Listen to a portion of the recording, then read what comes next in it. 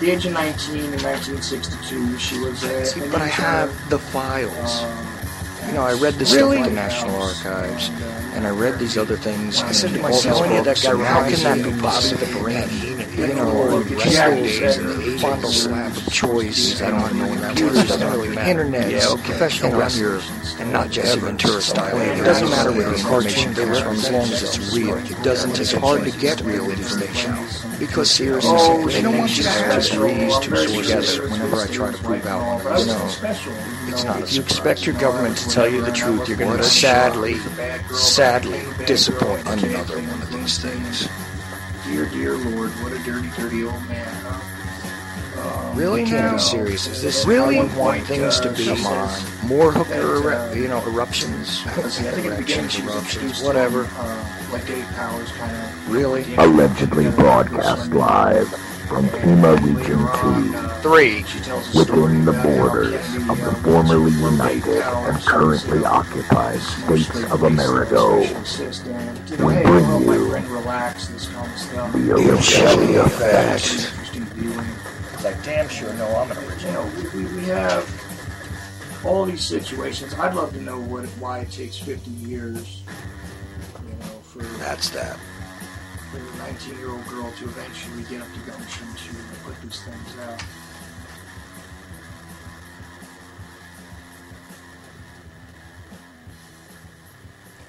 And it's Saturday night and I'm live. Actually live. This is not a rebroadcast. Okay, so I have guests that don't show up and all that kind of good stuff. That's all fine and dandy, so I put it out as an open lines kind of thing. I hope that the phones have been transferred over to me.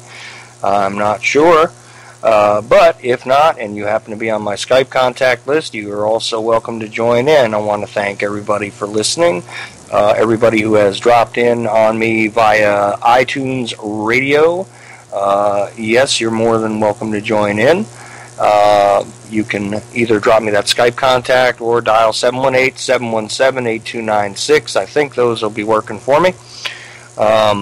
As I was saying, yes, iTunes Radio, the people that listen on the TuneIn app, thank you very much. The people that catch this later on downstream, and, of course, the very underused and somewhat silly SoundCloud, where I post all these things and archive them so that you guys can get a good idea of what's going on the show and all that kind of good stuff. Looks like I have Michelle about to join in. Let's see if we can get her without dropping the network. Hello, Michelle. Hi. There you are. How you doing tonight? Well, I could tell you the truth, but it's much easier to lie. So I'm doing wonderful. How are you? Oh, well, allow me to lie a little bit, too. Everything's great. Sunshine and rainbows and unicorns and... Oh, it's just fabulous. And happy Care Bears with, fun pictures on their tummies and all that. Yes, that too. Yes. Oh, boy. You know what? You're probably not even old enough to know what a Care Bear is. I do know what a Care Bear is. In fact, that's like my era type of thing. So thank you. I'm not that young. I do have gray hairs, after all. Oh, well, I forget about these kind of things, to be honest with you, Michelle. It's one of those, I don't know where to put the context of what's in pop culture anymore. I ignored it so long ago. I stopped bothering to follow the, Bieberisms or whatever the hell else is out there at this point. Although somebody did push upon me a bunch of times on Facebook in the past couple of days, this whole J-Lo and twerking thing or whatever. And J-Lo and twerking, but yes. Yes, I follow you. I realized that I was finally a grown-up when I didn't get the pop culture references anymore. When I walked into the mall and I said, what in the heck are these people wearing? I don't understand this music. What's going on? And at that moment I was like, it's happened. I'm old.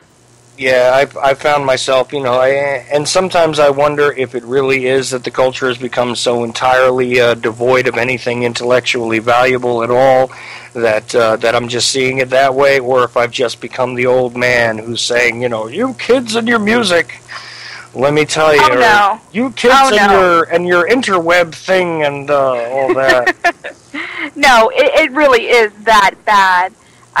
Somebody posted a a video on Facebook the other day, and it was just such stupidity. I couldn't even help it. Somebody was talking about Obama being elected. This is his 4th term, and I'm like, what is wrong with people?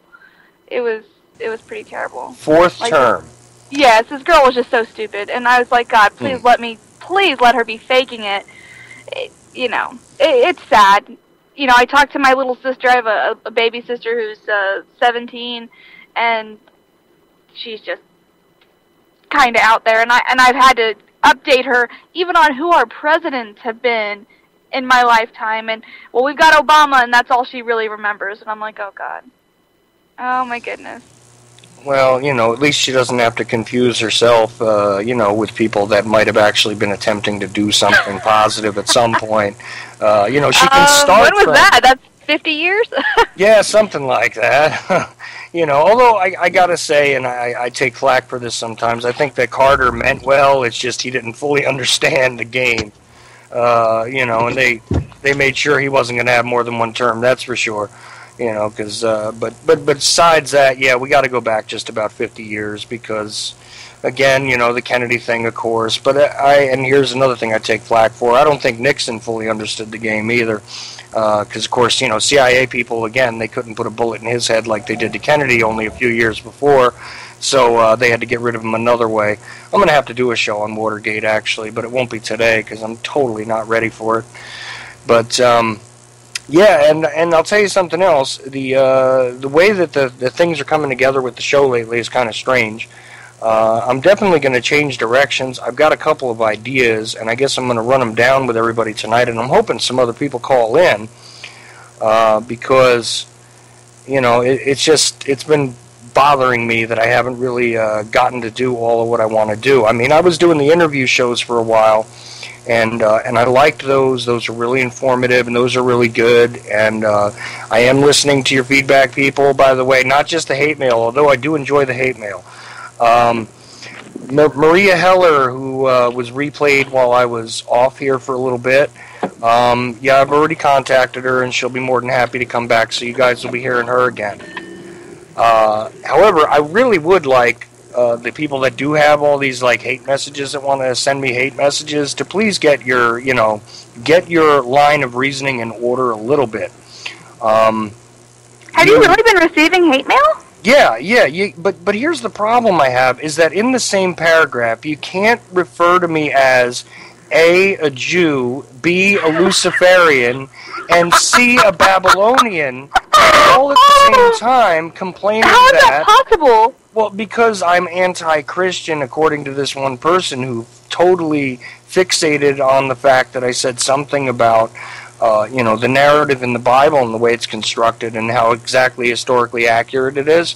I guess I said something about that, and it seems like something I would have said, but I'm piecing it together. And you know what, dude? Listen, if you're really, because this is not the first message you've sent me about this, I'll tell you what. If you write 3 sentences, and I swear, just 3 sentences, that make any sort of sense when strung together, I will read your hate mail on the air, no problem. And in fact, if you want to come on and expand upon your hate mail, I will do that as well. You can come on this show and do that. You can yell at me if you like, but you got to make sense, dude. And you're not making sense when you're accusing me of being a Satanist, a Jew, and a Babylonian, which I didn't simultaneously. Yeah, all at the same time. Look, if you want to accuse me of being one of these things, I'll possibly discuss it with you, but make up your mind. Please, make up your mind. You're just talented, I guess. I don't know what kind of talent that would take. It's bizarre. I think it's interesting that this individual's throwing so many religious issues at you when you actually have absolutely no belief, really, as far as that goes. Well, that's the thing. And they should really listen to you because, our interaction, we're still fairly new with each other, but I know that about you, and any two-bit person that's listened to us speak could put that together, so tisk on this person. Then again, it's just one of those people that thinks that the Jews do everything. And I'm sure there's people talking right now that, oh, God, I can't believe Michelle said that. Because there are several of our listeners that think that the Jews are just the root of all evil. And, but get it together. My gosh. And at least make it good. And do you get any hate mail about me? Please say yes. No, I've gotten some messages about you, but I wouldn't call it Yes! hate mail. I wouldn't get okay. hate mail, but I'm sure I can imagine what it is already. It's okay. it's weird stuff. But I mean, you know, Well, I say again, cup of tea. but look, I'm more than happy to have somebody on who disagrees with me. And the other weird thing is, and here's the reason why I'm not naming you or reading your stuff, is because it doesn't make sense. I'm telling you that's what it is. It's not because I'm afraid to discuss what you're trying to say. It's because it doesn't make sense to me. So if you can at least put together 3 sentences, okay, and I know you're listening because you've referenced enough stuff and you've already messaged me multiple times. I know you're listening to some of these shows, so whether you catch this later on, or you pick up the MP3, or you're listening on your iTunes thing on your computer, I don't know. But I do want you to know that if you want, no matter what your point of view is, I will bring you on and discuss it with you, regardless of how hate-filled it's been. There's another guy, too, who's irritated with me. I'm sorry, I still think it's almost... Well, I still think it's almost comical. It is comical. But the reason why I'm going through this is because my guest didn't show, so I got like a cancellation a couple hours ago, and I'm like, oh, that sucks. And but hopefully he'll come on next week. But another guy is irritated with me because I was on Jim Fetzer's show like 3 years ago.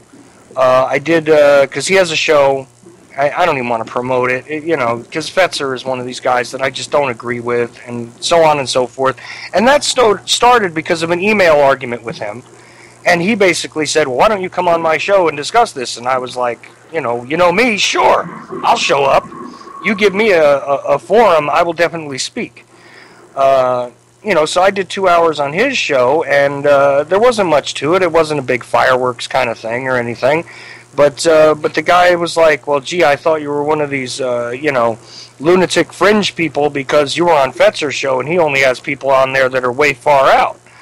And I said, okay, well, that's fine and dandy, but why don't you ask me what it is that you would use as a barometer? Tell me what your sort of litmus test is for somebody being way out there or somebody being insane. Please tell me, right? And he starts to tell me, and we're all crazy here. And I answered it back, and then he said, well, gee, you're not as crazy as I thought you were. And I said, well, why did you think I'm nuts? And he starts with this whole thing with Fetzer and everything. And I said, well, dude, just because I was on his show doesn't mean that I necessarily agree with everything that he says. Not everybody who does a show or anybody who's discussed things with me publicly is somebody who is my pal, by the way. It just... I can't even describe to you. It was probably a mistake for me to even do his show and all that stuff, but I did it. It's out there, and you can probably find it somewhere, but I don't post it. It's not really all that impressive. And I don't know why I had to have this exchange back and forth about that either. Other stuff that comes up is, I'm really one-dimensional because all I want to talk about is JFK and all that kind of stuff, and it's, okay, fine. I hear you. That's cool, and I understand, and I'm trying not to do, 20 shows a month on that. Thanks a lot. Well, if I can interject, first of all, regarding the individual that you went on his show, just because somebody has opposing views and because they may not necessarily line up with you does not mean that you're suddenly clumped in the same category as them. Just because you know about a person or about what they think does not mean that you think similarly. I read Dr. Paul Offit's book, and I think that he is demon scum that should go to hell. But, however, I know what he's talking about. I know what he says. I can use his own verbiage against him, and that's important to, know what the other side's doing. So just because you talk to this individual and you know about what he's talking about does not mean that you're a part of it. So first of all, that's very close-minded of someone else. Get over it. Second of all, one-dimensional. There's a difference between being one-dimensional and knowing about something. And you are a freaking expert on JFK, and you may not own that, but I'm going to own it for you. It has nothing to do with being one-dimensional. It has to do with over 20 years of research, so you know what the heck you're talking about. And there are several people that are very interested in that. So it has nothing to do with dimensions. Just because you don't talk a little bit about a lot of things does not mean anything. You know a lot about something. And right, and it's not like that's all I focus on. By the way, I've joined Dylan Wade in with us.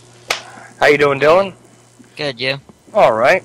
It's not that I've just focused on that either. I mean, look, the past 2 shows that I did, we had the one which was supposed to be a discussion with Barry Prince, and it turned into a discussion on free energy.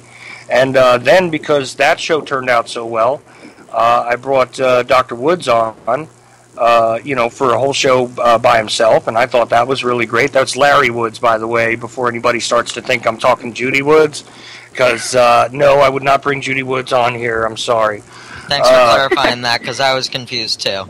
Yeah, no, if you missed it, Dylan, I mean, we were talking about there's ways of harnessing energy by magnetic use and all that, and I'm just starting to look into this stuff, and I was just kind of really trying to learn along with the audience. And as a matter of fact, part of my audience probably knows a lot more about this than I do. Desert Hawk called in both times because he's interested in the subject and has done some work on the subject as well.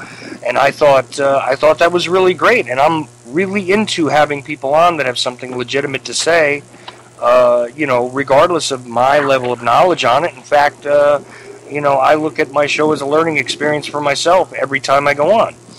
So that's the way that is. So Dylan, how you doing tonight?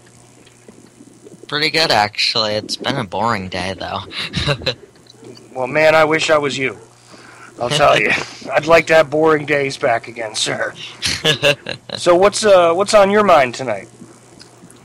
I don't really actually have anything in particular that I wanted to discuss. I thought you had a topic for some reason. No, tonight I really have a busted show because I had a last couple hours before I went to air, somebody decided to message me that they're not going to show. So this is why, by the way, I don't post to Facebook my guests in great advance, because some of them have changed up on me, and I've actually acquired guests as last minute fill-ins before, so I don't like to post until about an hour before I go to air. Yeah. I had a guest that I was bringing on, and I mentioned it 2 weeks before, and he never showed up. Never even messaged me about it, just didn't show. That's the trouble with promoting anything where, you're not the only person you got to worry about showing up. And let's see, well, you were on Vince's show Thursday night, right? Yeah, we tried to be. Skype was giving us problems again. Oh, dude, don't even talk about that, dude, because I'm telling you now, I had all kinds of hell with this for a couple of weeks, and I really have, I'm not going to go into it again, because I spent plenty of time complaining about the computer, and plenty of time complaining about Skype, and thank you for attacking my feed and everything else, but thus far, as far as I can see anyway, we are on the air, so let's not talk about it too much. Hopefully nothing will go wrong. Well, it's to the point that I'm having to do shows from my phone because my computer's just giving me so many problems, and that's what I'm doing these days. I have to go on Skype via my stupid phone, and I really don't have any other... Yeah, it's just been really rough, I guess, technologically, so... Right. Well, just throwing that out there. And what's funny is, feeling it. Yeah, it's even. What's funny is sometimes when you're talking, you're breaking up too. So I don't know what that's about, but you hear that too, Dylan, right? Yep. Yeah, I mean, I don't know. It just seems to go in waves.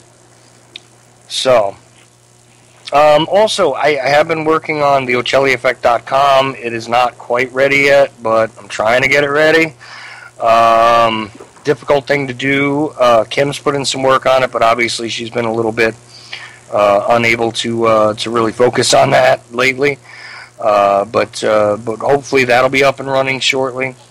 And just to clarify, because sometimes I get little Skype messages too.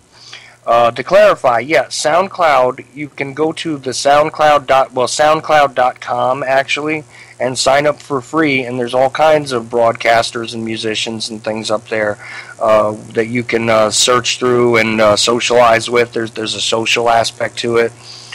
You follow people, they follow you. You get to repost stuff, and also you can comment by typing into, like, there's a comment section where you can type into like a particular section on the show if you want to. During a particular part where something is being said, you can write in your own commentary, and people can see that. The people that post it can definitely see that. And I post almost every single one of these shows, and most of the shows that I do on UCY appear on there, and some other ones do too. So, just so you know that. And yeah, that's something that is free if you sign up for it and you just participate in it. The only time they start charging you money is when you want to post more than 2 hours worth of audio per month. Then you got to pay for it, which I did. So that's why there's I don't know, something like 80 or 90 shows up there now, plus a bunch of tracks. But I really, not too many tracks from when I was a musician as well are up there, and the original track that the theme and the bumper music for this show, that really obnoxious sort of punk riff and all that, that's up there without me talking over it. And I think I also posted just the bumper itself up there after Jules and I both whacked it back and forth, and then we put it up, just so everybody knows. Okay, so moving on. You guys still with me? Yep. Okay. Well, anyhow, so Dylan, what did you do? What shows have you done a show since Thursday on The Truth Speaks, or what? No, I haven't done anything since then, but I do have a show scheduled for tomorrow. I did 2 interviews that were off the network, but nothing on the channel since nothing on the channel since Sunday or Wednesday. What do you got? What do you got going over there? Tomorrow. Mm-hmm. Tomorrow I'm doing a debate show with a friend. What's your debate going to be about? Prison industrial complex, and basically the destruction of our rights. Oh, I see. And somebody thinks that we need more, build more prisons, or what? He's a full-on conservative to the core, so... Oh, well, that ought to be trippy. All right, so this is going to be a law and order kind of guy who thinks that we need plenty more places and that prisons are actually too kind and he's also, them and all that. He's training to be a cop, so... Well, let me just say this really quickly, because there was a police officer I had an interaction with recently. I'm not going to say why or what happened or anything else, but Officer Ard of the Kinston Police, I just want to say thank you very much for being a human being and actually protecting and serving and treating me with a great deal of respect, which I was not used to from my more recent interactions with police in other places. So hopefully you're listening to the network now, sir, and thank you. That's the end of that message. But, yeah, I can see how somebody who is training to be a police officer has to be of that mindset at this point. But this has gone beyond, where this stuff was based originally. I mean, it was one thing to believe in law and order when law and order had a moral compass to it. But once they started enacting laws that had a lot more to do with control, and once they started militarizing the civilian police forces in this country, as far as I'm concerned, all bets were off. I mean, when I was younger, I was more in support of the law and order. Despite my own actions, I was more in support of law and order type candidates for sheriff and things like that. When I was still, of the belief that voting might actually be a worthwhile thing to do. But, unfortunately, my eyes got opened over the years, and I find that this is not the case, and we're really in a hostile environment, which is growing more and more hostile. And part of the motivation for that is what we call the prison industrial complex. I mean, there's a great deal of money to be made. There's a good slave labor pool to be fed upon. Definitely. There's there's proving grounds for all of the psychotropic drugs you want, because prisoners end up being injected with these things, end up being fed these things. They make it conditions of your parole, they make it conditions of your incarceration, conditions for privileges, all that kind of fun stuff. And there's virtually no difference between being incarcerated in a prison and being incarcerated in a mental facility. In some places, they pretty much treat all prisoners like psychiatric patients anyhow. And I'm not saying that this is everywhere, but what is everywhere is that it's a rather large business, and corporate interests being as they are, every time the corporation gets its grubby hands around things, this is where it goes. It becomes way less human, way less useful, way less efficient, and reasonable from a moral standpoint. So that sounds like that might be a good one. And I hope you whack them upside the head pretty good on that one, Dylan. Please do. Do I want to what? Do you want to join me for that one? What time?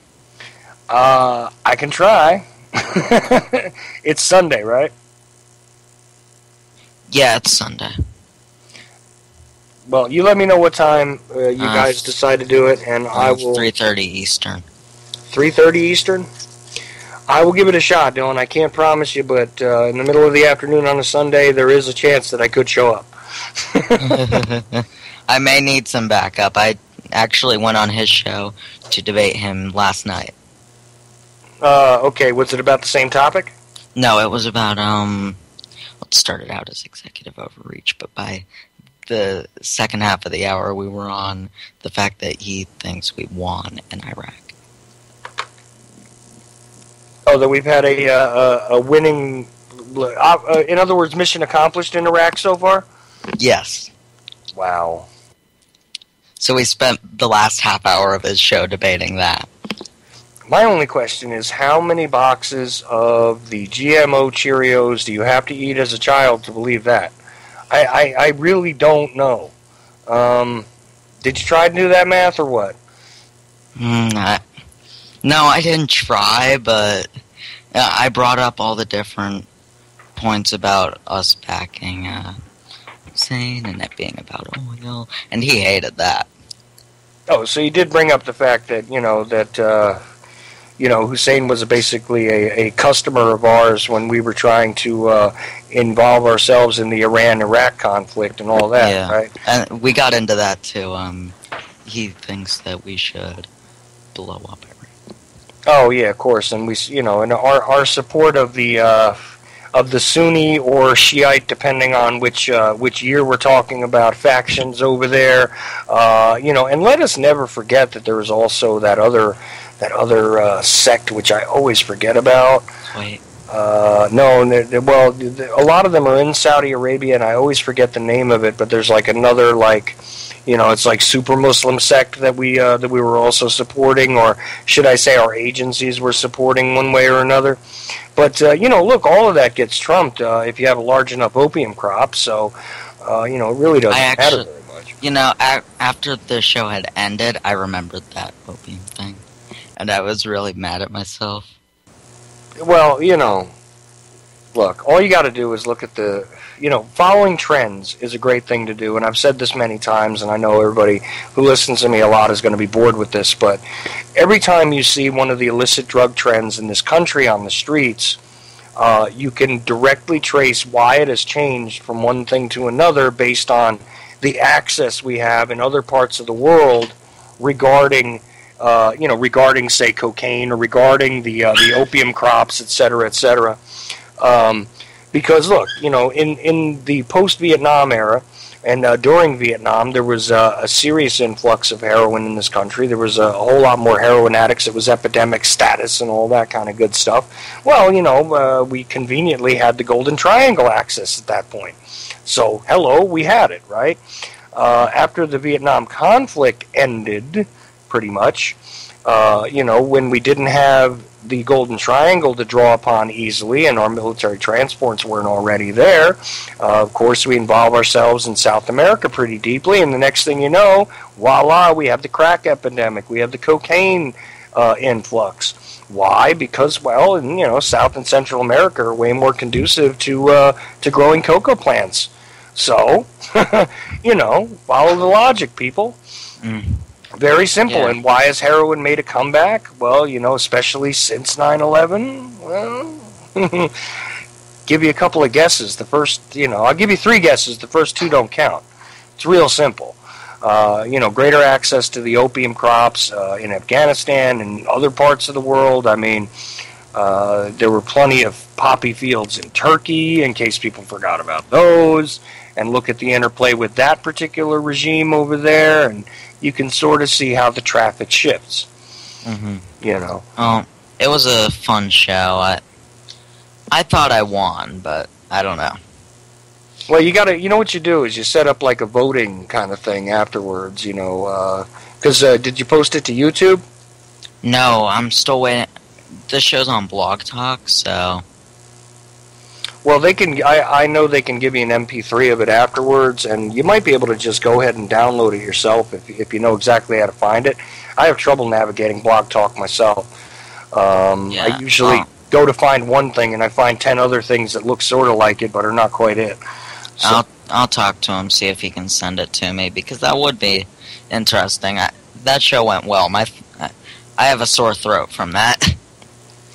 Well, that happens, man. How long of a show was it? It was only an hour, but I took like a half hour to just rant. Yeah, well, it gets tiring, doesn't it? I don't know how you do it. And I've gone on ones with you where I've gone on for like an hour straight, and you're like, how did you pull that one off? Sometimes it's amazing how long people can talk. Yeah, well, that's why I'm impressed by some people. I mean, they pull it off a whole lot better than I do. I mean, people that work with commercial breaks though are a little different because you can time yourself and you can take breaks and you can rest and get yourself something to drink. Catch a smoke in between, whatever you want to do, and it gives you a different sort of cadence, and you can really kind of get pumped up and fire things out 15 minutes at a time. That's not hard at all. No, we went straight through though. There were no breaks. It started out as a debate, but then at some point I just said forget it, and I just started ranting. Well, that was funny. Like when that guy came on, he was going to debate. I think it was Fukushima. No, it was 9/11, and it turned into something else. Chris, yeah. Yeah, and he was going to debate me on this subject. Like, I can't even remember what he said his position was, but I said, okay, fine. I'll take that on. That's fine. And meanwhile, I'm just the guy who asks a lot of questions. I don't say that I have the solution to 9/11. I'm not one of these guys who says, look, I know that it was this and this and this. I just point out that the official story is wrong and that all of the facts have not come to light so far. We do have a lot of facts to support the fact that there were bombs. Well, we have a lot of facts to support the idea that the official story is way the hell off. And we have all the facts we need to prove that. Yeah, I mean, this is one thing we can all agree upon. I thought that kid was going to argue with me about that. So did I. That's the way he made it sound. Yeah, and I said to him, okay, so here's your 19 hijackers, and then of course Zacharias Moussaoui, who was supposed to be the 20th hijacker, and all that. And what you're telling me is that this scenario makes sense to you, right? And he basically said no. And I said, okay, well, I thought that's what you were going to do. And then meanwhile, we just ended up debunking the official story. Yeah, I mean, well, what else was I going to do there? I didn't have anybody to argue with. I could have found somebody to argue with, but I thought Chris was going to do it, honestly. Yeah. He made it sound like he was going to argue with you. If I had known he wasn't, I would have brought someone on to actually argue with you. Well, next time you got a situation like that, bring 2 or 3 on to balance me out, because I wound up talking for like 2.5 hours. I know it. Dude, I'm not even kidding. That Saturday night, after we had done all those shows, I woke up at 3 in the morning and thought I was doing a show. Yeah, well, you get like that after a little while. I'm not even joking. No, it's okay. You know, it happens. It definitely happens. No, I found it funny, if nothing else. So, besides the prison industrial complex thing you got coming up, what else you got coming up on over there? Well, I know I'm doing a show with Bill Murray. He was on my show a couple weeks ago, and we talked about the police state. On this one, we're going to talk about FEMA camps. Well, right, and I wonder, you know, you might want to bring up to him, it seems as though the FEMA camps have been, there I go tripping on my tongue, the FEMA camps have been utilized most recently for this influx of illegal immigrants, of course. I don't know what anybody has to say about that, but it seems as though that's what they're using some of these facilities for anyway. Mm-hmm. I mean, you know, then again, hey, what am I but a conspiracy theorist, right? Yeah, I mean, we're just gonna go and find all the facts, but we're just theorizing. It's probably all a coincidence. Okay, let's just take a minute here. Oh, okay, so I caught half of Jimmy's show last night, and was listening to them talk about. I missed all of the Manarino stuff and everything else early on, and I wasn't sure if he had played the Vice News clip that I just ran across. You know, I ran across today, which was from yesterday. So I was going to try and play that clip real quick and see if everybody can hear it okay, because this is kind of an experimental thing that I'm going to do here. So let's just give this a shot for a minute, Dylan. And what is it? Well, it's the News Daily behind the headlines for July 11th, 2014, and I thought it was pretty interesting. So you can find it on YouTube, of course. I hear something. It's Friday, July 11th, and here's some of the news beyond the headlines. About 1,300 Mexican and Central American migrants were left stranded in the middle of nowhere when the cargo train they were riding to get to the U.S. derailed. The train came off the tracks in the southern Mexican state of Oaxaca. Emergency services say nobody was seriously injured, and that heavy rain may have caused the accident. Migrants often hop on top of the train's cargo cars in the middle of the night to hitch a ride. It's nicknamed the Beast and the Train of Death, and has derailed several times in the past. Many of those migrants could be turned right back around if they make it to the border. During a meeting in Guatemala City, U.S. Homeland Security Chief Jay Johnson told regional officials he wants to speed up deportation hearings to try and put a stop to the recent cross-border surge, and he said minors aren't exempt. The children who make it to our border will be taken care of while they are in our custody, but in most cases they are unlikely to qualify for any sort of humanitarian relief, and under our legal process, they must be returned home. The U.S. is spending tens of millions of dollars to boost border security and support repatriation and reintegration programs for Central American citizens who are sent back home. Wait, so you're already judging them before you even try them? Come on. Yeah, I found that interesting. Because you know, I've seen mentions and I've seen other videos of these people trying to ride the tops of trains. They're all over these things, actually, on the sides, on the top, everywhere, and all that. And it's a wild situation. I keep asking the same question, and I don't get answers because all I've gotten so far is rumors and speculation about this. And I've said it before. I know I've said it on my show and probably a couple other places. But here's the deal. Where was the signal here? Is this a real influx, or is this just, you know, some BS where it's now being focused on? And really, this has been the problem all along, is that people have been been on this large sort of bulge of illegally immigrating into this country. Is it something new, or is it just something that's been ignored for a long time? Number one.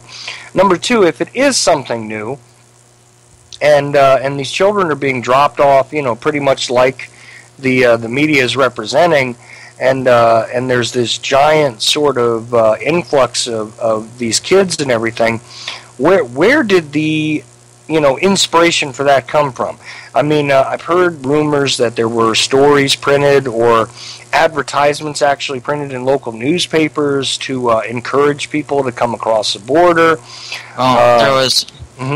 There was a speech, and I can't find it right now, where Obama might have caused it by accident.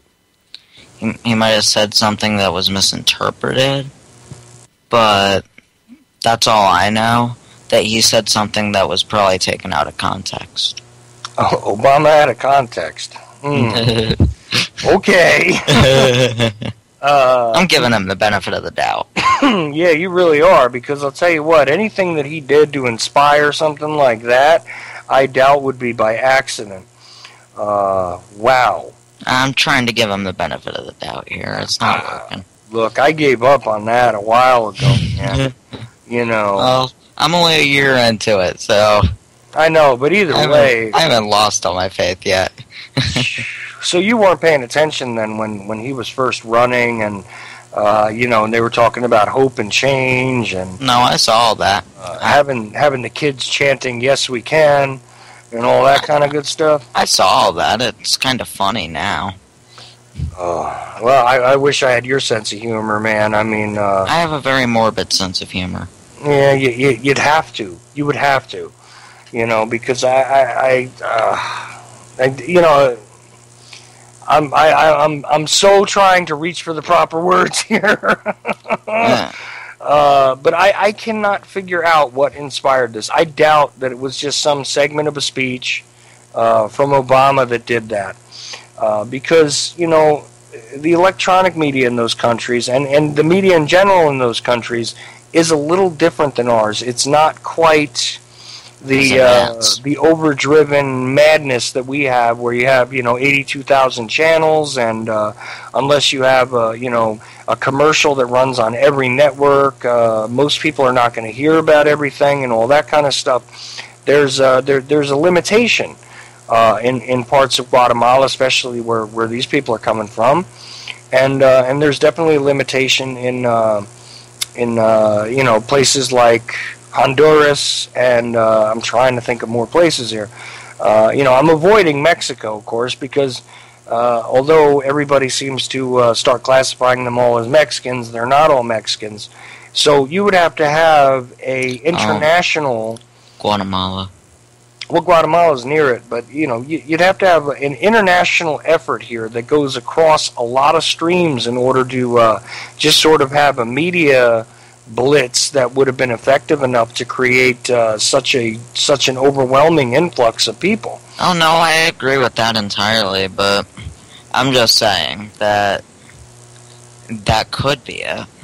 That he said something, and it got people to come here, whether it was taken out of context or not. Yeah, but I still am in search of proof, because, like I said, and a lot of people have made different sort of arguments about this. Like I said, they tell me about, well, there was stuff being printed in the newspapers, and I said to them, and I've said this on more than one show when somebody said that, I said, well, does anybody have any of these ads or articles or anything? Because I would like to see them. And nobody has them. Nobody really knows why this is happening. And meanwhile, we're sending emissaries down there to tell them to stop, supposedly, and I'm not even sure if I buy that. I mean, at one point, I know Biden was supposed to go down there. And that didn't happen. Yeah, and that didn't happen. And then, who else are they going to send down there? John Kerry next? Please. Well, please? Look, we can send all those guys down there, Obama included, and Michelle, and it really wouldn't matter as long as they don't send them back. I don't care what else they do. Please keep them. But then again, how much of a difference would it make, really? Except that the air would be just that little tick cleaner, I guess, in our country. But I don't know. No. Oh, look at this. I don't even think we'd get that far, honestly. True enough. Do I have Tech with me? Hey. Hey. How you doing tonight? Okay, and hopefully the keyboard noise is not very loud. Yeah, I hear you there. Oh, you're the guy that thought was. You're the guy that thought was me. Mm-hmm. Oh, that's not right. Am I the only one hearing an echo? No, there is a little bit of an echo, but that's on. Yeah, that's on Tech's end a little bit, I think. But here's the funny thing. Yeah, you know what? This is very good actually, because this is now proof that they are not the same person, guys, who were saying that. I remember coming on here a couple weeks ago and people asking in the chat board, "Is that Hecty?" Or whichever it is. Yeah, they always have a good mix-up between everyone. I don't know. I haven't been here long enough to figure it out, so... Yeah, it's like, you can tell by the way they chat and which one's in the mood. Nothing beats the After the Last Cup where somebody asked if I was a chick. So, that's alright. There was the one that you told me about, where the lady calls in and was talking frantically about something. Oh yeah, well, bagels and cupcakes, y'all. Oh yeah, but getting back to the immigrant one, I can kind of confirm some things with the. I know Michelle was doing some speeches and all that when he was doing his first term and all that, and a lot of local Mexicans kind of had their little tides about that, where it was in some casinos. Well, yeah, and then there's the whole idea of the sort of La Raza movement and all that, and I understand that. You know, but again, it's one of those situations where I still feel as though it's being pushed as a matter of distraction. I really do. And the odd thing is also that some of the people from those places that I've spoken to that are here are very much of the opinion that the kids are being used as a sort of promotional point for sympathy, which is really weird to me because these are people again that don't normally even talk to each other that I've just happened to speak to about it, and they all think that it's just sort of a show, you know, and could very well be. Yeah, I didn't say it wasn't distraction, but probably the leak. From where it started. But yeah, I do agree with you. It is being used to get off the Ukraine, and it's kind of worked on all of those patriot movements, and a lot of those guys have been getting, well, let me put it simply, let's just say dragging everyone to the Bundy Ranch to the border. What's that? Well, there you go, and you're out by Vegas, so you have an interesting perspective on this too, right? Yeah, there's a lot of illegals that go to Vegas now and then, but there's all sorts come through either way. Absolutely. So what else is on your mind tonight, Tech? Not much. I just figured I'd drop in about the immigration issue and just ask you what have you seen with Ukraine or Donetsk, how they're having trouble there. Yeah, well, see, not much, although I find it really remarkable that that the Ukrainian government, as it exists right now, is still making demands of the Putin regime that they are adhering to regarding the price of natural gas. I saw that, and I'm still kind of stunned by that. I mean, why is it that Putin would give in to them at all regarding that? You know what I mean? Or any of his people? I can't figure that one out, guys. Let's just say, from what I know of, there's an organization that the EU and Putin and Russia work together on. I'm trying to remember. It started with an O. O-S-I something. I'm trying to remember. I kind of came a little unprepared with that one. I've seen them a lot, where they try to play peacekeepers on a lot of this. Yeah, well, it's definitely still an unfolding situation. I just think it's going in a lot slower motion than anybody wants. So, you know. Yeah, the funding for this group had some very interesting ties, from what I've seen, but...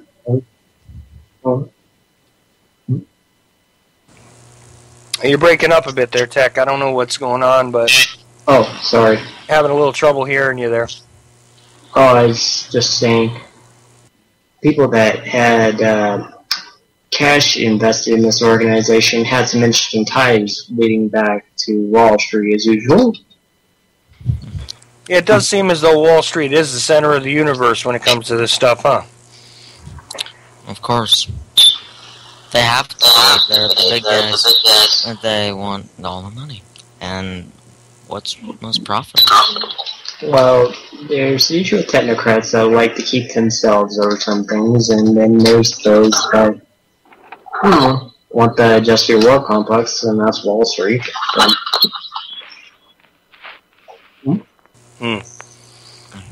Michelle, you're back. I am. We'll see how long I'm here for, but I'm back. So we were talking about the Ukraine a little bit and how that's kind of died off, and we talked about the immigration situation, of course. Immigration's been a hot button issue on most of the shows I've been on lately. We've been talking a lot about it. I've actually been trying to avoid the topic because Why is that? I don't really have a strong opinion on the topic, so I don't feel comfortable talking about it on the show if I don't have an opinion. Tech, I don't know what it is, but we're hearing a serious kickback from you. And is there? Okay, hold on. Let me mute myself up for 2 minutes and see what's up with that. Okay, cool. I think you can talk about something without necessarily having an opinion. I mean, you can always present the facts, and there are lots of things that we discover that other people may not realize. And, like with most things, I kind of bring a different point of view to the immigration discussion, and a lot of people, especially, I guess, in our realm of radio, are not necessarily thinking on the same lines as I am. I know Vincent does. Vincent Easley here on UCY, but otherwise, I hear an outcry to close the borders, which I don't support that. People so soon forget that all of our parents and grandparents were immigrants. I mean, look, Well, you know what? Julie is not a Native American name. But let me take the devil's advocate point of view here real quick, though. Here's the deal. We're in a situation where our system is on the verge of collapse anyway. The more people that come within the borders here that are not, strong participants in that system, the more strained a lot of other areas are going to become, and we're going to end up with a much quicker collapse than most people would think if there's really a serious influx here. Oh, that may be, but if, like you said, it's already going to collapse, and soon. So, does it matter when? It's going to happen shortly, very soon. Well, what I'm seeing, and Chuck and I think we both share an opinion about this, is not necessarily the immigrants themselves, but what's driving them here. There is serious stuff going on. There is something going on, and we don't know what it is. And it's not just Mexicans that are immigrating here, but let's look at, there was also a Mexican police helicopter that came to the American side and was shooting at our agents.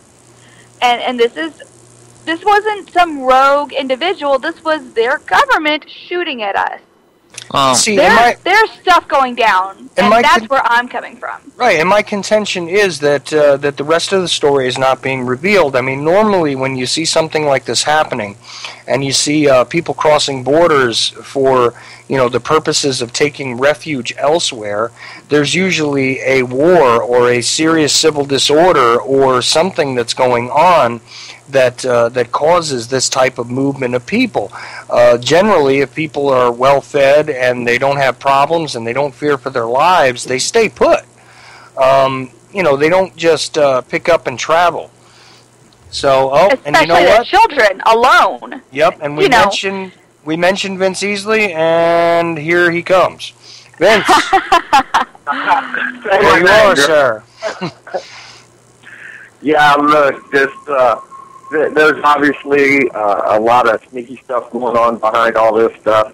And as I was talking about thirst, look, these Patriots and stuff going down there, people are needing something. They're frustrated with the way things are going, so people latch out for something to grab onto. And everything that people are reaching out for is set up for you to grab a hold of. So you got to realize everything that's going on here is being manipulated. People are being used as pawns, and you're going down there. Now you got the left, right in a big old squabble again. And yeah, but man, you're always gonna have them in a. You're not going to collapse the system. I don't care, how many children or even grown people from all parts of the world. I think we got to bring over everybody from Nigeria, from Honduras, wherever in the world they're being oppressed, and bring them here to America. And let's make America about being free again. And let's quit putting up fences and fences in, trying to fence people out. So, if anybody's falling for this on both sides, then you're hornswoggled. See, and that should be the giant red flag to everybody, is that once, you see the left and the right really playing the tug-of-war game over it, it's a bunch of BS, and it's just meant to manipulate the masses. Well, it's kind of like with the Bundy Ranch situation. That, in the end, became a tug-of-war. Yeah, see, that all got convoluted, too. It started out, with one issue, and then it turned, 8 different ways, having people turn against each other. I mean, it was really, really disheartening, I thought. And Vince, has an interesting point of view on that, because he was there. Oh, you were? Yeah, Vince was there. Vince. You're talking about the... Yeah, the Bundy Ranch, right. Yeah. I spent pretty close to a month there, popping back into town on occasion. But yeah, I was there through it all from the day before. Ryan Bundy spoke with me and Jason Patrick about 3:00 in the morning. Jason and I were talking outside the trailer, where I didn't, unbeknownst to me at least, I didn't know Ryan. Not Ryan. I'm sorry, Ammon Bundy. That's Ryan's brother. He came out. We were talking for a while, and he came out and he goes, "Man, I really appreciate what you guys are saying, because we were talking about the possibilities of people being there to instigate trouble." There was 2 or 3 people that had to leave, during that time from Friday to Saturday. That it looked like they were nothing but about, hey, let's see what we can, what kind of trouble we can start. Hey, and totally unrelated to people who want to instigate trouble or anything, you did get to meet Pete Santilli, right? I mean, yeah, that's his name, right? Yeah, Pete Santilli. Now, I'll tell you what, when I first saw the guy, I didn't know who he was, but I'm really good about interpreting body language and,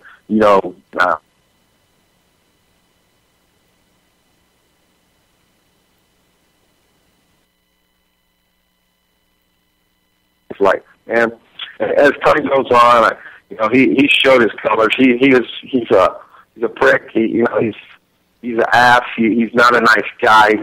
He thinks he's it. And my opinion is that news for him is something that is controversial, or is much trouble can be stirred up. I've seen him try to manipulate, and even was the first person to start shouting down the press, "You don't deserve the right to free press." And this guy, Louis Pepper, I watched him position himself and move, and I could see the anticipation waiting, in his face, waiting for the moment when he's supposed to come in and play his part, watching Santilli for his cue, for his play. And then he jumps in on the bandwagon. This guy, Louis Arthur, called Louis Pepper, he also was involved in the breakup with the Oath Keepers there, and the 3 Percenters, and some of these other people there in there causing dissension. He came in, and this kid Marty Mardigan, shout out. I think he's still in Denver, probably. Anyways, he come over and body slams this kid. He accuses him of distributing meth up there and stuff. There were people there to cause trouble, and that was a couple of them for sure. And there's always a mess with this stuff, man. Every time, people legitimately get together to support somebody or to have a grievance or whatever else, there's always these kind of guys that end up in there causing the problems. I know that JJ talks about this all the time when he's on his show, Against the Wall, Sundays on UCY, by the way. When he talks about this stuff, always the guys who are talking about, going after the cops or lighting a fire or whatever else, those guys are always the feds, and he's dead on right about that. Well, I did a show where we actually talked about the Millers, and I had a guy on who was at the ranch. He was in Vegas, and the two shooters at the couple that shot the cops in Vegas were at the ranch. Yeah, right. Vince was camping right next to one of them. Yeah, and they were, evidently they were the ones who started the rumors about the drone strike. Oh, well. Those individuals are a couple sandwiches short. There have been all kinds of discussion about those individuals, and, the general consensus is that they weren't really part of it. Are you fine? I'm sorry to interrupt you. Let me make that clear. That was all my opinion. That has nothing to do with UCY. Jules asked that we not mention people's name, so that's my bad. That is on me completely. Vincent Gray, easily the second. That's my opinions of those folks that I saw. And I'll close with that. You're not the only person who said it, though, Vince. That's the thing, and of course, as assumed, anything that I say is my opinion and not that of the Ochelli effect or Chuck Ochelli himself. Anything that comes out of my mouth is my belief and my belief solely. So, yeah, let's make clear that UCY.TV does not necessarily support any of the views you're hearing tonight on the show. Or any views we ever have. Or any, actually. But, so just let's make that nice and clear. That being said, Vince, I heard it other places than just you. And the individuals, weren't with the general consensus. They weren't on the same page. So there was something there. There was something awry. Either, there were talks that they were medicated, that they could have been trolls, that they could have... There's all kinds of things that could have happened, and all we can do is speculate because none of us have the real story. Right. My overall observation is that there was definitely sort of a lot of elements introduced there that didn't necessarily have to do with what the original intent was, and that's what went on. To make judgments about particular individuals, I'm not going to do. I'm just going to say that I think that things went off the rails over there pretty badly. And that happens a lot when people mass together for any sort of, protest or a grievance. It just happens. That's all I was trying to point out. But, so let's leave that topic alone for a minute. Sorry. Well, it's okay. Tech, did you get your microphone okay now? Maybe not. Okay. Well, anyhow. So what else is on your mind tonight, Vince? Reading a good book. Called Then Came the Flood. And I'm waiting, let's see, we're going to have an author on Thursday, The Anarchical Chronicles by Mikey Indigo, his first book. I've been doing a lot with reading and talking to authors and stuff, so pretty good. Now, this one I'm reading now, it's like it's a pre-flood novel. It's really good. It talks about like the Nephilim and offspring, of course, it's all conjecture, fiction and stuff, but it's a subject that a lot of people have talked about. People that, I guess believe certain things, whether, Christianity has certainly many, many different people with different ideas and beliefs and stuff. But, so, this is one faction. One that I find interesting. In angelic lore and also demonic lore pre-exist Christianity anyway, and, have been, introduced in various religious sects throughout history. we know of. And, you know, and I think that there's a lot to be said here because there's a lot of history that has been hidden from us anyway, which is something that I did touch upon the other night when we were talking about the energetic world and all that. Okay. Sorry, the Skype was giving me an odd thing there. Yeah, so I mean, you know, historically speaking, though, very little of the real history of a lot of this stuff has been revealed to us over time, and it's very limited. Let's just say. I mean, talked about it various times with Jimmy about the burning of the Library of Alexandria and all that. You know, and how that was probably not the first time a library of that sort had been burned and all. What we do know about that is of course only seen through the lens of those who conquered each particular nation over there, and so on and so forth. So sometimes when people write things that are, you know, novelizations or don't necessarily have a great deal of historical support when it comes to the academic world, doesn't necessarily mean it's all fiction anymore, in my mind anyway. But some things are fiction, and some things are blends of fact and fiction, and all of interest, though. And I'm glad you're reading up on that stuff, Vince. Yeah, it's pretty interesting. It kind of ties the you know, the Greek and Roman mythology, those characters and God having taken their birth from the offspring of these watchers that come. Their offspring are called the Earthborn. So very, very interesting. Pretty neat book. It's very adventurous. There's dragons, and there's, you know, the sirens and all types of mythological creatures there. Very, very interesting. So I think fascinating. And the guy's an incredible author. I like his style. ZenInTheCar.com, and you can find him. What's his name again? His website is Zen in the Car, and the name of the book is Then Came the Flood. His name is Daniel Lewis Crumpton. Well, definitely sounds like cool stuff. Yeah, halfway through. I shut it down. I was listening to y'all. I think I've read this a little bit today, but been really busy all day, you know, keeping up here, keeping posting stuff. And listening all day long. Shelby Before You was really good. Them fellas, the New Deal Renaissance, really great show. Lots of great radio here. Right. What was the Souvenir show on today? I missed him. He was talking about some ancient stuff. I can't get a transcript. Sorry, Walt.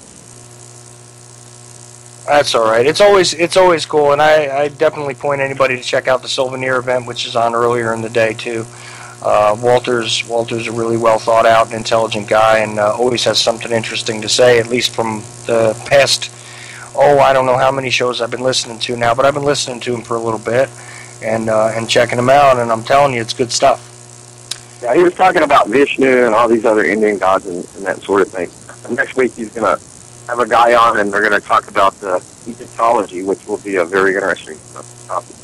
Oh, I definitely want to catch that one because I love talking to. I talked to Walter off the air about the difference between Eastern and Western philosophy and the different aspects that have sort of crept into the religious concerns thereof, based on different centers of the universe and stuff like that. So definitely something that I want to catch. He's going to do a whole Egypt kind of thing next week, huh? Yeah, it'll be interesting. Cool. Yeah, really, Walter. He's from the Netherlands. He's been on here for quite some time now at UCY, and he says they don't have talk radio over there where he's at. Yeah, he was saying that to me, that it doesn't really exist over there, on terrestrial radio stations or anything. Found that kind of odd. Back to kind of religion, I'd like to make a point. A lot of people use the argument that we see the same stories, the numbers 12, like 12 disciples, and all through Egypt and Babylon and all these stories. commonality wouldn't necessarily mean that something's not necessarily true, but this shows that they've got common origins. Now look at the flood legends that come around from around all parts of the world, that the world was flooded. And I think a study of hydrology and geology shows that indeed the whole Earth was flooded at that point in history.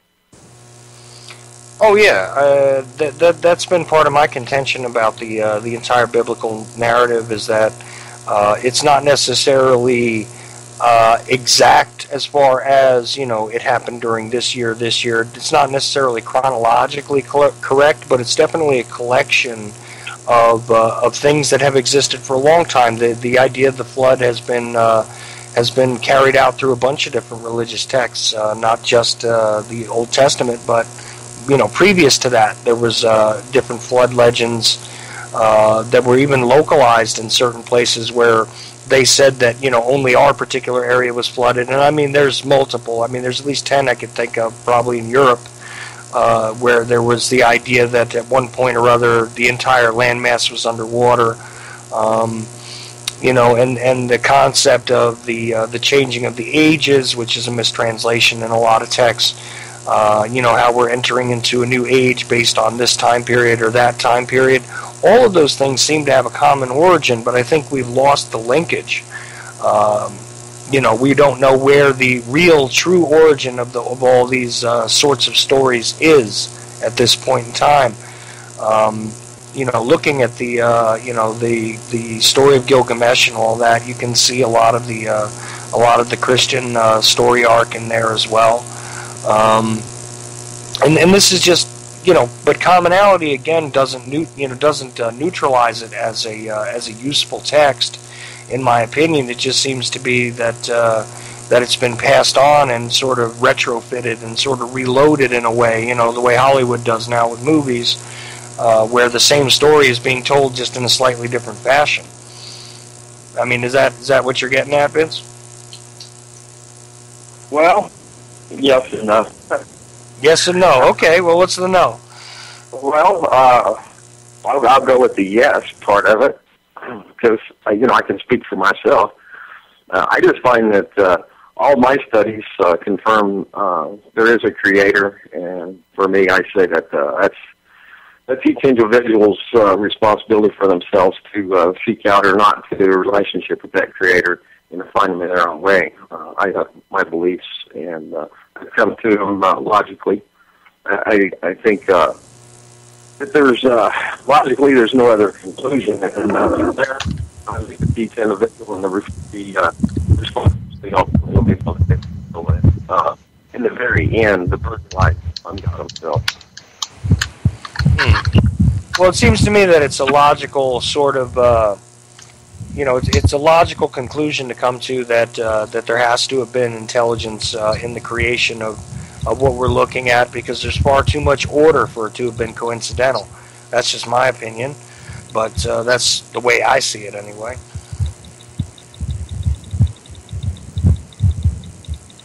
Yeah.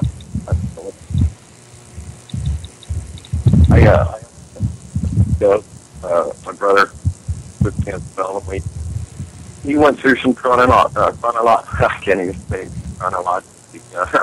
teaching some of the ages and discussed in depth sociology and just all sorts of stuff.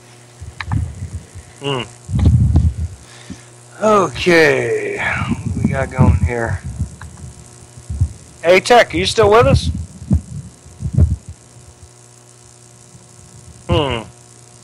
Alright, I'm not sure what's going on there. I hope we're still on. Looks like we are. Somebody in chat says not. Somebody in chat, we're still okay? Yeah, we're fine. Okay, I was just making sure there. I just checked the page. Alright. Yeah, I mean, and you know what? I'm also going to get into a couple of these unpublished manuscripts that I've gotten a hold of. I'm probably going to sit and do some readings on some of these things and discuss them in some upcoming shows, which will have something to do with what we're talking about right now, Vince. Because because there's a lot of like fascinating stuff that's been sort of suppressed and hasn't been introduced into the general sort of ebb and flow of literature at this point in time. I don't see it on the internet. Some of these texts, I don't see them being reprinted or presented in ebook form. I don't see even physical copies being produced of some of these things that were not quite published in a standard manner. But we're going to get into some more of that stuff, So, I think of a few things. There's anomalies that are unexplained. Now that the one mesh, some people claim that that's an account of a battle with a dragon or a dinosaur. Of course, dinosaur word, dragon. Was a word that's used throughout literature and history for quite a long time. We can trace it back to Asia in European, accounts of types of dragons. We see depictions on ancient Roman swords of dragons or dinosaurs, on petroglyphs in Utah. There's dinosaur tracks in the Biloxi River down in Glen Rose, Texas, that Dr. Carl Ball has unearthed, pulled the layer off.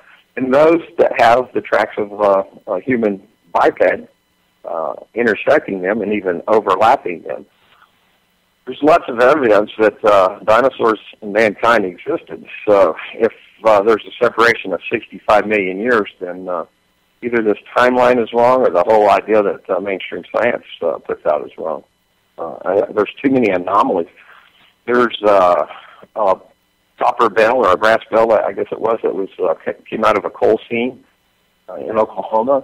A coalified, like a derby hat that came out of Kentucky, out of a coal mine. We see strata that with petrified wood that goes through seams, one through coal, and is coalified and petrified above a layer above it, and then another coal seam above it. It again goes back to being coal. Many anomalies that what we're taught through mainstream is just lies are just completely inaccurate. There's a lot of stuff that's really unexplainable. Using what the standard sort of archaeological methods, using standard dating methods, you find a lot of things that contradict one another. And it just seems to me as though science at this point in our history is still kind of in its infancy. Like I said with Dr. Woods the other night, it seems as though there was many ancient cultures that had a great deal more knowledge than we seem to have now, despite the arrogant assumption that our technology has reached such a level that that it is superior to anything that's come before. I think that that's kind of a fallacy at this point, because there were greater technological achievements that have sort of been obliterated over time and have been kept from the eyes of the world, let's just say. So, I mean, and I'm really looking forward to what Walter's going to do with the Egypt thing, because there's a lot of evidence that the structures in Egypt and all that, served many other purposes besides being, tombs and all of this, like they said. And, and it wasn't a bunch of ornamental crap in a lot of cases. Some of them had very valid sort of functional uses, as power generators, as aqueducts, as all kinds of different structures that had different purposes, it seems. Is somebody trying to jump in? Go ahead.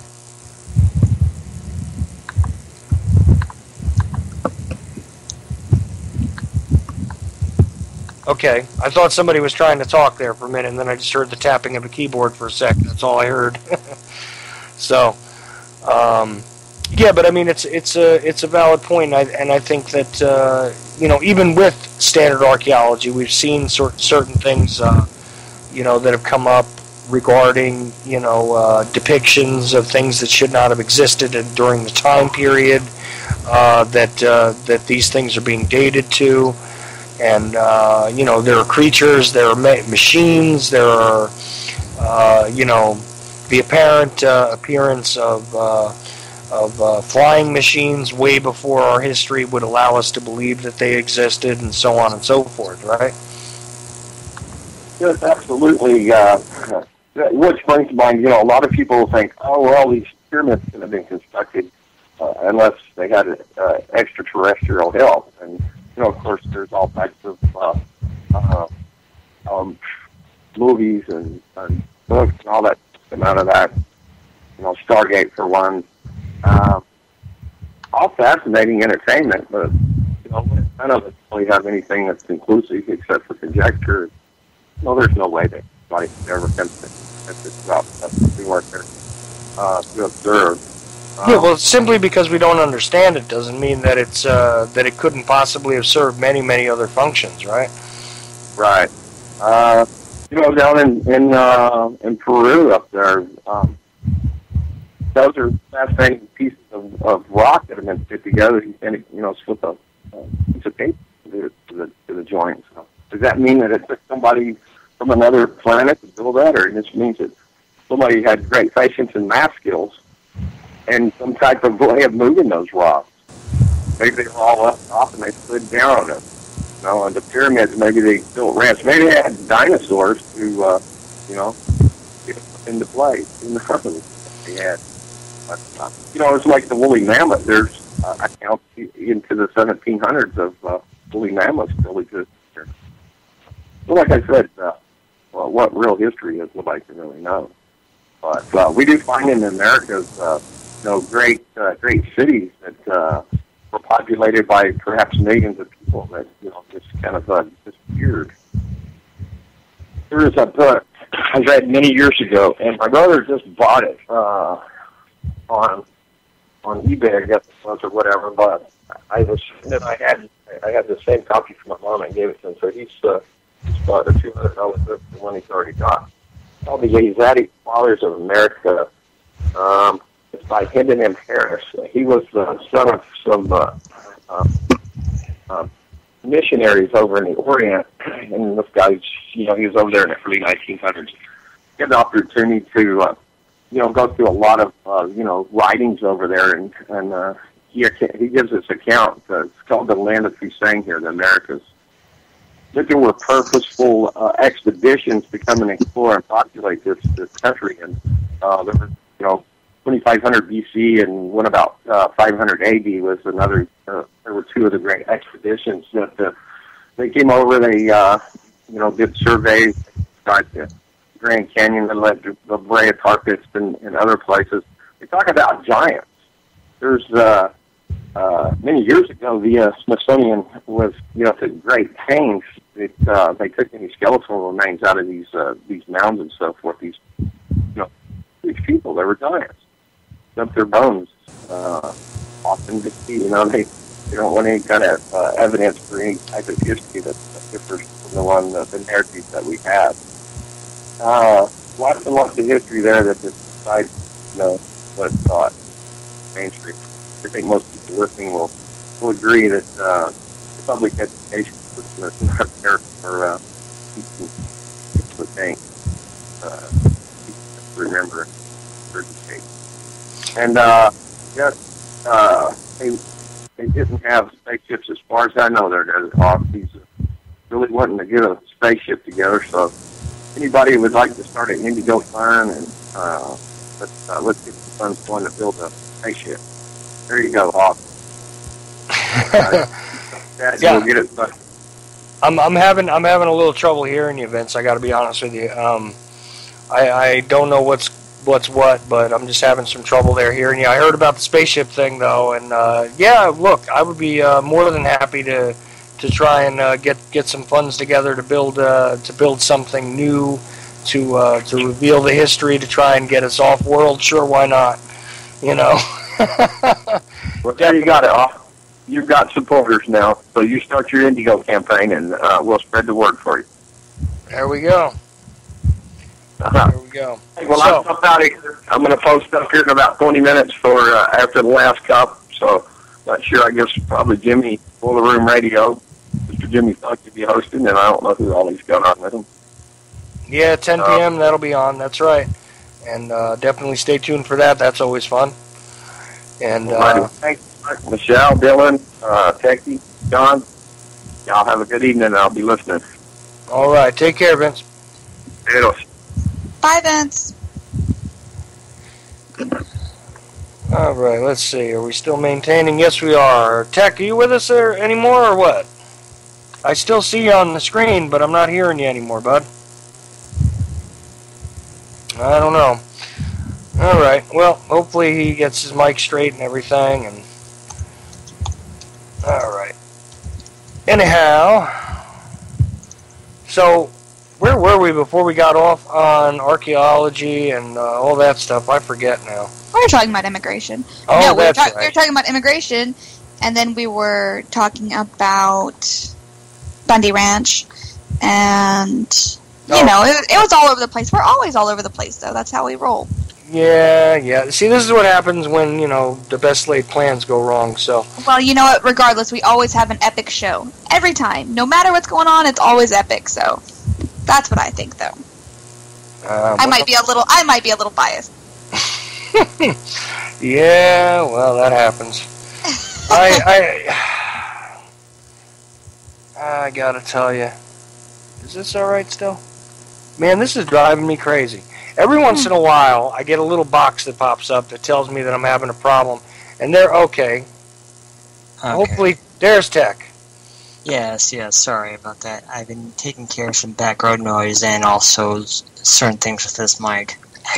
Oh, you sound great now. Thank you. Yes. Is there any buzzing in the background still, or? Well, I don't know. I seem to be making a buzz when I'm broadcasting now anyway, so don't worry about it. It'll probably just blend in with mine.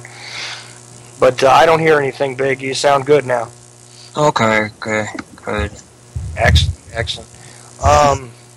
So, you know what I was trying to ask you about before is like what you had seen locally as far as, as far as your area over there, and you said that, you see some of that kind of stuff. Regarding the immigration issue and all that, and you felt that it was also part of a distraction kind of campaign as well, right? Yes. From the way it's being used, and how it's all manipulated. Right now, I see, like this German spy deal, to where I see that's being played up right now as we speak as well. Yeah, see, I kind of ignored that recently. I wasn't too keen on it. I mean, what do you think about it? Yeah, it's like a shiny bauble to one way or another, and I've been checking South Africa on certain things, and I know troops have been being moved around in certain areas. That's why I've been paying attention more to, and plus certain incidences in Venezuela and Cuba making some good deals together. Yeah, well, then that ought to be of interest to people because Venezuela is a serious exporter, which ends up importing a lot of fuel into the U.S. So that might have something to do with your gas prices lately. Yeah, a little bit. Yeah, I know Cuba's been making some good deals to where they've been getting their debt wiped off by some percents, but not as big as Russia's putting it. But Well, Cuba's been one of those choke points for half a century also, where we see the residual effects from Central and South America land on Cuban shores, and then afterwards we have to deal with them one way or another. And it's always the corporate interests again. I mean, if you look back at United Fruit, United Sugar, all those companies, it's always the corporate interests which trigger these problems on that little island nation over there. Oh, yeah. And meanwhile, we still have Guantanamo Bay there, don't we? Yeah, there's that, and I know one Russian base is opening up, but also one UK base is opening up. I'm wondering about that. I didn't hear about the English opening a base there. They may not. They're still debating about it, so. Well, that would be news. But then again, see, here's another red flag, because every time you see the UK trying to plant themselves somewhere, there's definitely always some sort of banking interest that has to be represented, because that's just the way that works. City of London and all that, right? Yeah. Oh, man. So, I guess I'm down to my last 30 minutes here or so. Okay. And it's kind of funny because, again, I didn't have much in the way of anything planned here. I was going to discuss the immigration thing with somebody who might have a really good point of view on it, but then they kind of backed out on me at the last minute, so... A lot of people get scared. Yeah. I don't know what that's about either, but yeah, go ahead. I'm sorry, go ahead. Oh, go ahead, Michelle. You go ahead first. I wasn't going to expand on it that much. I was going just to basically say I don't know why people are scared of it. Then again, I'm a bit of an extroverted person, so it isn't really as scary to me, especially because I'm not looking at anyone, I suppose. But yeah, I've had that happen too. I'll talk to people and they'll be all about it. But when, I guess, the prospect of it, and maybe I can understand why some people would be nervous. And we do talk about things that are a bit off the beaten path, so who knows? But I've definitely encountered that as well. So what do you have to say about it, Tech? Okay, with all this immigration and all, this is like between all sides. It's like Europeans go through Canada just to get fined by them. Okay, that's kind of no. And then anyone that's from Asia just goes by California's coastline or Alaska. That's how that works out. Mm-hmm. But also, if you want family to get out of the U.S. and all, you use the border in the south where it's better of an exit than anything else. Yeah, it's more porous for traveling both ways, isn't it? Seemingly, anyway. It is. It's but to get back in, we have quite a bit of Border Patrol checkpoints here, which essentially, I always joke around that if I wanted to immigrate, I'm using that term loosely, if I wanted to sneak somebody into the country, I would just tell them how to say yes with no accent, because that's all they do. They ask me, are you an American citizen? Yes. Go on through. That's it. That's all they do. Yeah, for just about the most part. It is, because like I said, I've been through them hundreds of times because I live in South Texas, and to get out of South Texas, you have to go through these Border Patrol checkpoints, and, for my son, they just ask, is he an American citizen, and I said yes, and because my son can't answer the question, so that's it. That's really all you have to do, and I've had them a few times ask, where are you going, what did you do, but again, be white and have no accent, and they let you through. Yeah. It's like how my nephew is. They bug him about his accent when he goes between work in the U.S. and then also, there's many things with that. But I knew with my sister how, with the border and all that, my mom's sister and all had family go over the border with some things, which I knew some family that did that, but they're legal Americans.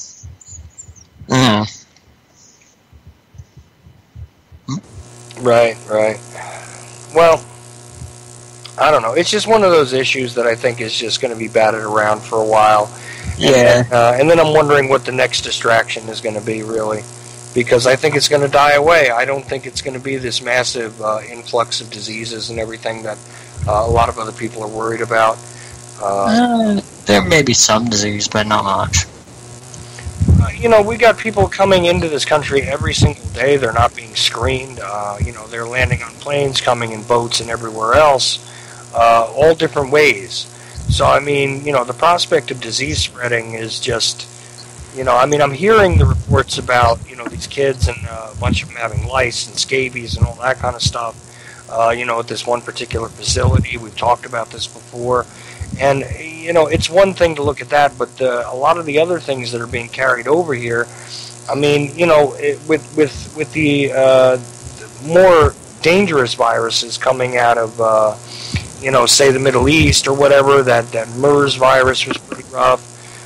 You had the SARS thing that was going on in Asia for a while. You had, And really, I think that we never really hear about this stuff until it does get bad anyway, until it actually lands anyhow. But the potential for this stuff is every day at every single place that accepts international travelers anyway. Yeah, it's like there was a pretty nasty Ebola strain back in '06, but that wasn't very public here either, too much.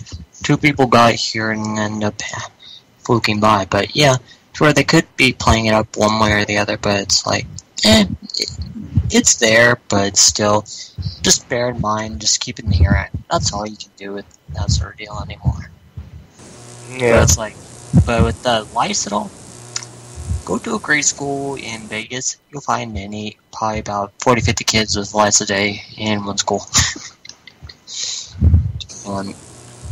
Yeah, well, lice is one of those things that is a grade school problem in a lot of places, and I know people don't like to hear that, but that's the truth. I mean, and once like one kid gets it, 50 of them usually get it. This is why they always send the notices home and all that kind of stuff. So, and sorry to say it also, but I mean, a case of lice is not the end of the world either. My opinion, but either way. Yeah, I'll be right back, okay? Yeah, of course. Yeah, I agree. Yeah, and I think that falls under the communicable disease. We all freak out now over the chickenpox thing. So, and again, I think that I think that's just an attack. Again, to make us live in fear. Yeah, lice sucks, and it's gross, and it's terrible. You're not going to die from lice. You're not going to die from the chickenpox. But again, we know where I stand with these things. Right. I'm trying to find something here because I had something else loaded up I was going to play, and now it doesn't want to open up. So, I didn't even get to really check and see how that other clip played before, but we just got an idea on the immigration thing from that, so let's just see what happens when we hit this.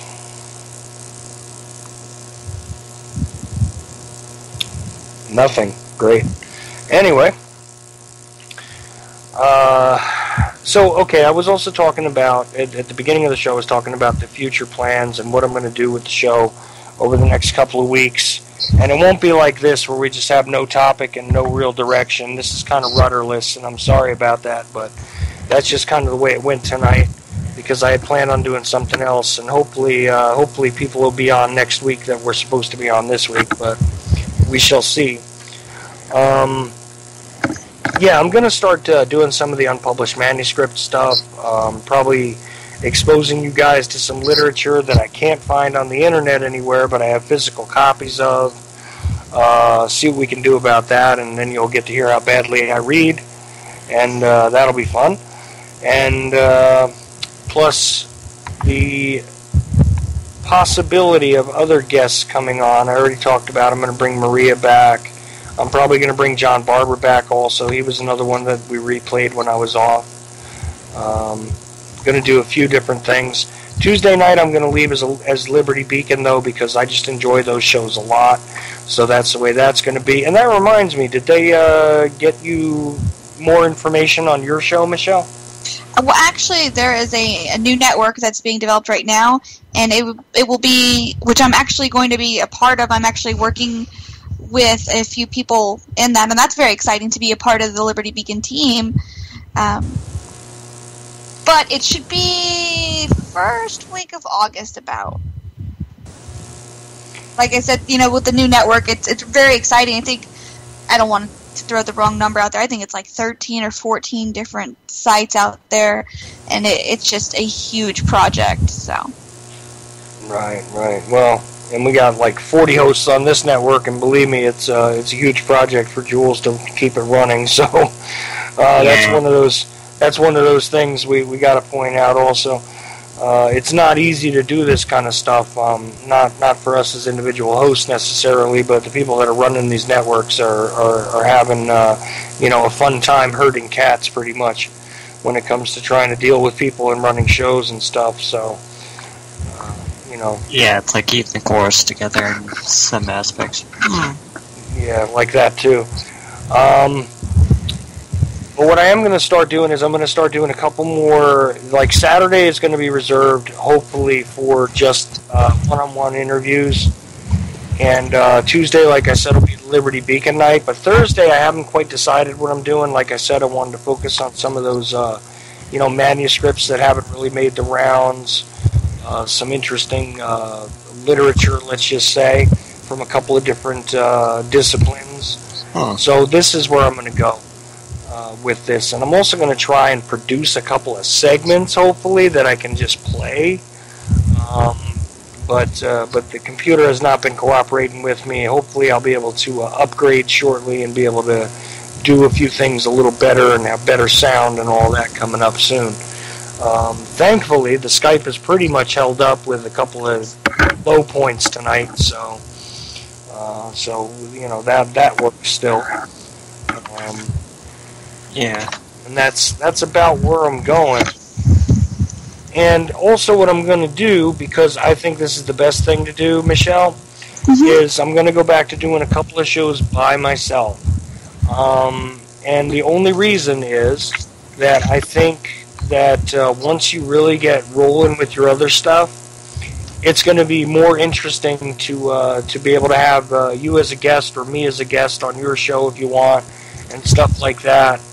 And I'm going to try and create a different format for this show, I think, which hopefully will work out. I mean, who knows? It's a work in progress, so we'll see where we go from there. All right? Yeah, that'll be interesting. Well, I'm hoping so, Hecty, because if not, Hecty, I'm sorry, man. I keep bouncing back and forth. Tech. Yeah, because they've been messaging me all day. Okay. Well, either way, okay, Tech. Hopefully, I'm going to have something that's a little more interactive and a little more interesting, and a little more information based than what I've been doing. Because, like I said, I do enjoy the interviews, and I like the Liberty Beacon thing, and that's really cool. But I mean, unless I'm going to have just writers that produce articles on constantly, it's going to be too difficult to do it that way and be able to have the guest flow the way I want it to. And then, of course, there's cancellations, so that's why I said I want to create those sort of evergreen pieces that I can run myself and produce every couple of days to bring on as well. So that's the direction we're going to go in here.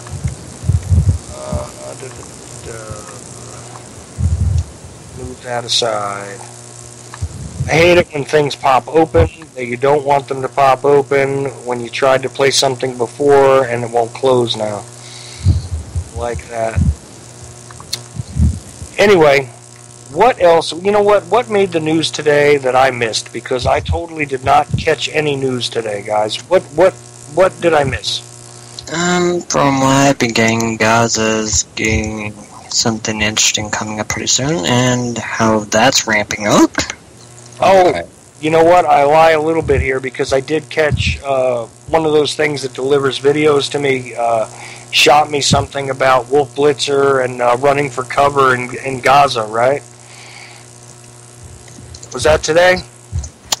Yeah, I'm not sure about Wolf Blitzer, but let's just say from sources I've seen, I'm just going to keep it as what I know so far. They've just been playing it out of Gaza within 24 hours, something like this from what I've seen. That's all I know for right now, and I'll leave it at that. Oh, yeah.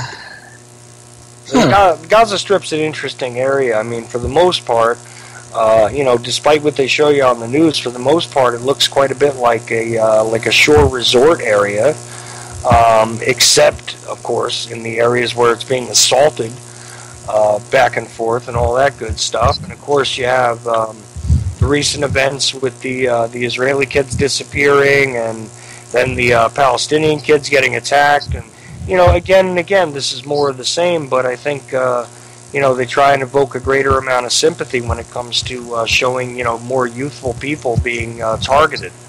So, who knows, maybe that's really the new agenda, is now we're going to show more and more children and more young people being attacked in order to evoke sympathy among the semi-paying attention, public. I'm not sure, but that just seems to be what the agenda is rolling into lately, huh? Yeah, it's like they're pushing the Clean Air Act in Venezuela now. See, but if you're in a place like Venezuela, aren't you more concerned with, survival? Yeah, that's right.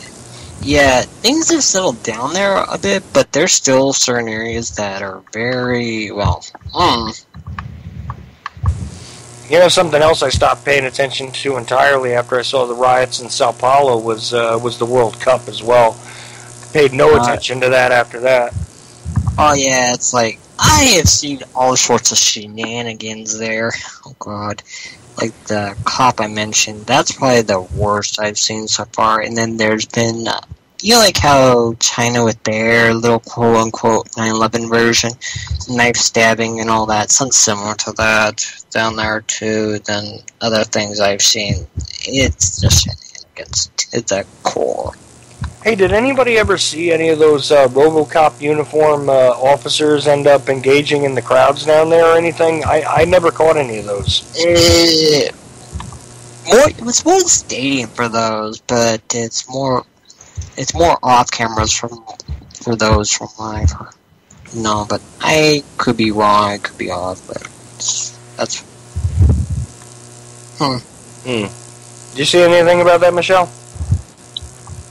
No, I haven't. Okay, I was just wondering. I don't even know if the World Cup's over yet or not. I have no idea. I can't even sit through a soccer game anyway. I got to admit.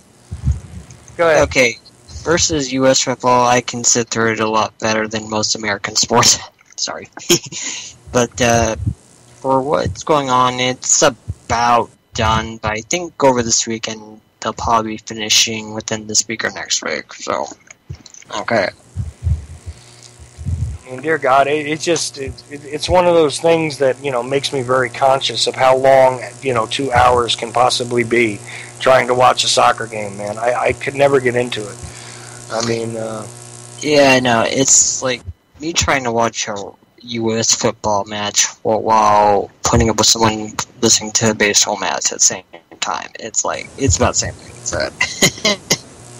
Yeah, well, unfortunately, I mean, I guess I'm dull-witted enough that I can still enjoy a baseball game, but each their own on taste. So yeah. Yeah, I mean, I still enjoy baseball sometimes, but I'm not following anything. It's like sports. I just totally left that behind quite a while ago. So, and I know the World Cup is a huge thing in other places, but. Even the American public is not so easily distracted with that nonsense, but I guess the major news agencies still feel obligated to pump some of that stuff out every few days. But, man, I ignore most of it. Yeah.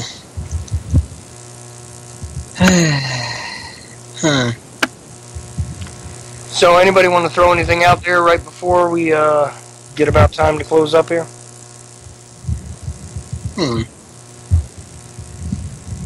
I know Kerry's been going over the place and trying to get a few things out with his little cronies and the puppet that's in Afghanistan or to be put in Afghanistan. Oh, right, that's a new thing too, right? The new regime, the supposed regime change that's going to go on over there? Mm-hmm. Well, the way I figure it is that anybody who is going to, take really good care of the poppy farmers will have themselves a job for a while. And I don't know if you really need one of those fur hats like Karzine had or not, but maybe that helps as well. Other than that, I mean, isn't that pretty much a joke at this point? Who's going to control Afghanistan? Yeah, no, it's like, that's how that goes. It's just tossing. It's like a hacky sack around, just tossing around. It's like the hacky sack without the guy smoking weed to play with. Yeah. Oh. I'm gonna be looking into some good jazz tonight. Anyway. Hey, sorry, I'm an old dude, man. It happens. Michelle, you're being really quiet. I'm no more quiet than I have been all night. You guys are busy. I guess I've been on the radio a little bit too much with other guys, and I've been good. I've been trying to wait my turn. Jump in anytime. Come on. I know I'm working on it. Really, everything in the news lately, I feel like has been all immigration based. I really feel like it has been all immigration based, especially locally. Trying to think of something. You want to know? I mean, it's not really on the truth spectrum, but I think that the gentleman that left his child in the vehicle to kill the child is disgusting and heartbreaking, and that kind of it blows my mind how terrible some people can just be. Have you guys heard about that? He left his son in the car, and the kid suffocated and died. Of course, because he was left in a car for 8 hours. But this guy, they raised like I think $25,000 for him and all this stuff. And well, apparently he had Googled how long you have to leave your child in a car before they die. Yeah, I heard about this kind of stuff over the week there. He was looking at, a bunch of different things, actually. They were checking his Google searches and all that, and that was one of the things that came up. Yeah, like how long it takes someone to suffocate in a hot car or something. That's terrible. Well, again, I always say that, the disconnect from people from their own natural selves, the disconnect between, people from one another, the lack of empathy in society. I mean, there you go. What else can you say?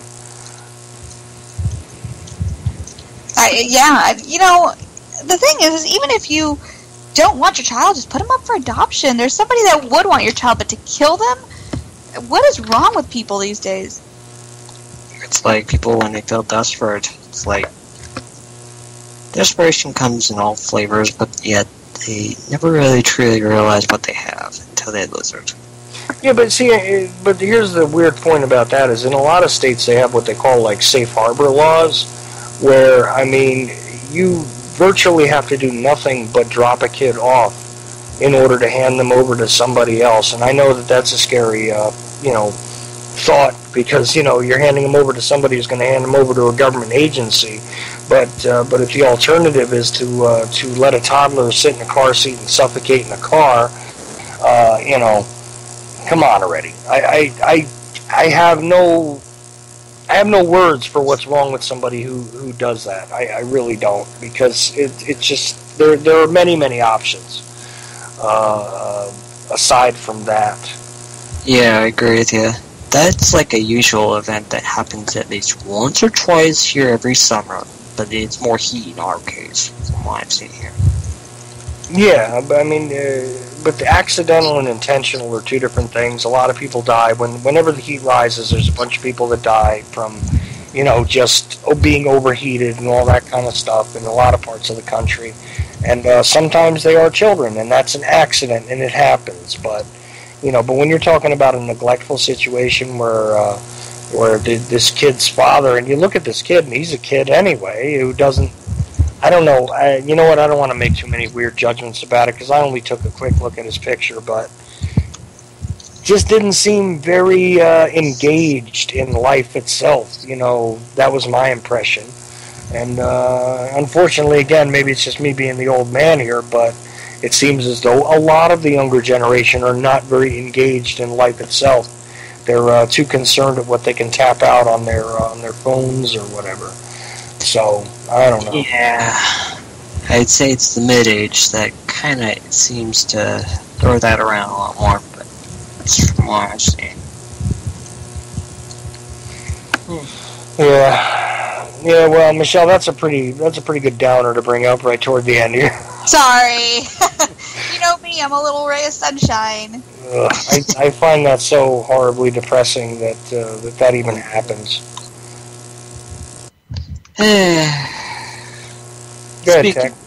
Speaking of sun on the bright side, what would you do for your family? Just do something to help them out, or just something to brighten up their day, maybe be. Who knows? Something like that could just make it or break a person's day. It's like, well, yeah, do something positive, please. Anybody who's hearing what I'm saying right now, do something positive. Do something for someone.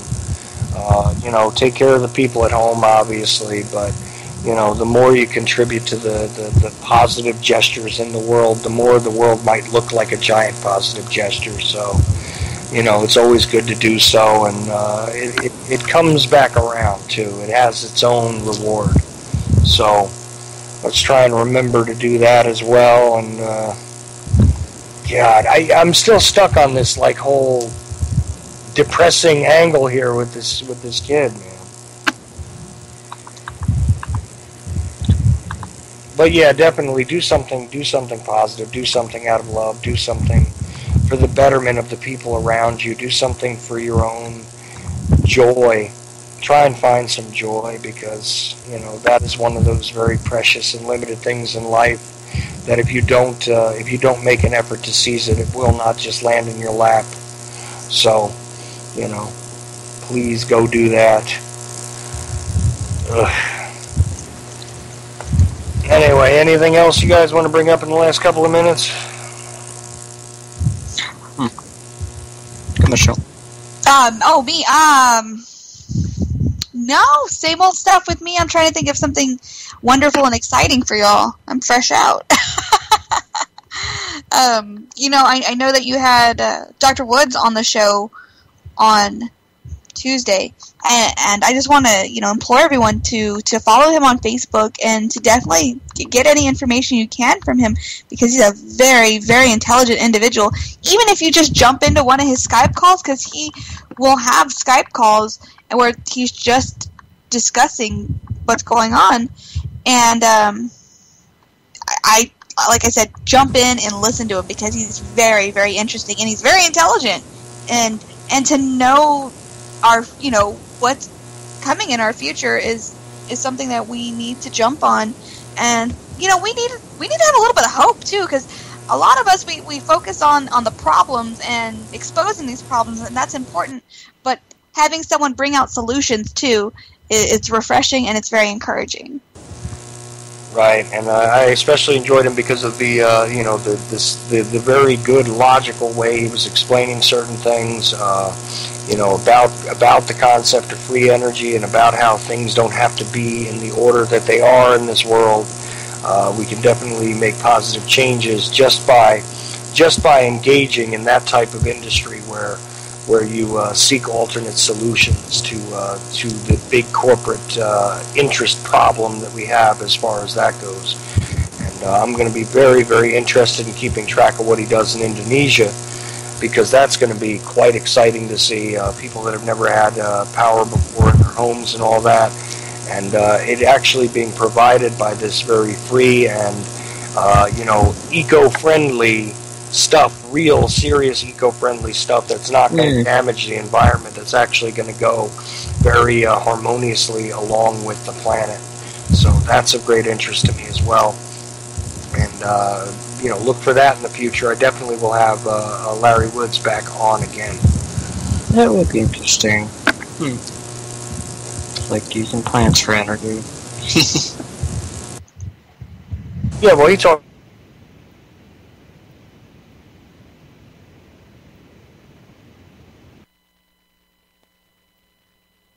atmosphere like that.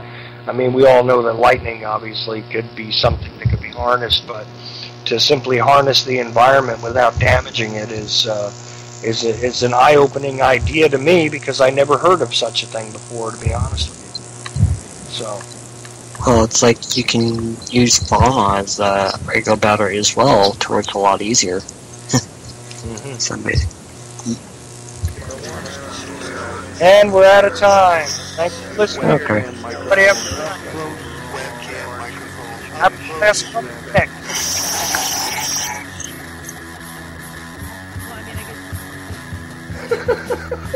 At the age of 19 in 1962, she was See, but I have the files. You know, I read this stuff at the National Archives, and I read these other things, and I said to myself, how can that be possible? The brain, you know, crystals and fondle slab of choice, and on computers, the internet, professional wrestlers, and not Jesse Ventura style. It doesn't matter where the information comes from, as long as it's real. It's hard to get real information, because seriously.